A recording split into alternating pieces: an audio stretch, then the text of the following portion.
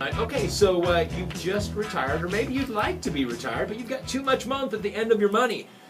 You ready, Craig? You ready to jump into these tips? You ready? I think so. All right, so here are 5 ways you can make up that shortfall. Number 1, numero uno is, well, the obvious, postpone retirement.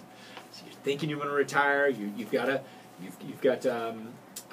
money that you've got a certain amount of money in your 401k, and you do the math, and you identify, oh, I need $3,700 a month to support me and my family, and I'm only going to get $2,400. Well, unfortunately, folks, you got to do the math first. You have to work a little bit longer, postpone retirement.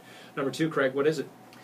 Work part-time in your retirement. So during retirement, work a little part-time. There are more and more Americans doing this. They're getting a regular paycheck in their retirement years through a part-time job. So you don't have to do the old 9 to 5 or long commutes or anything like that.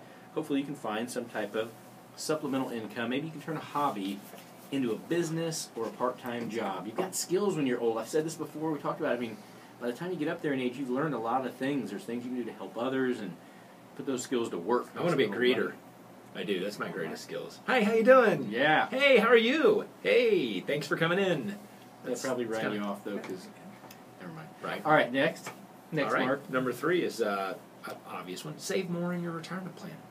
Put more money away. Have you done the math? Have you used the financial calculators? Do you know how much money you're going to need? And then do you have a target method going, if I want to retire in 10 years and I'm going to need X, how much do I need to put away each month into my retirement plan? Number 4, Craig. Number 4, tap into your home's equity. Now, this is happening also very frequently, especially with the reverse mortgage products available. But if you do own your home, you could move into a less expensive home and add your retirement savings with the equity that you could put aside. Or, if you want to stay put, the reverse mortgage could be the way to go. We recommend that you really think through anything that has to do with tapping into home equity, liquidating a property, doing a reverse mortgage. It's not as simple as seeing a TV commercial that seems appealing or talking to a realtor that talks you into selling your house. Visit with financial advisors. Visit with people who you can trust, who care about your long-term well-being. It's got to be part of a plan before you just jump into something you may regret. All right, number 5, Craig. What is it? Reduce your expenses. Of course, this is a simple no-brainer one, folks, but some people have a hard time doing it. Most people live most of their lives without a strict budget, so when you get to retirement and you find yourself in a tough spot, you don't have an option. Make sure that you have sat down and factored in all of your absolute necessities, and then take a look at a budget, put it together, reduce any expenses you possibly can.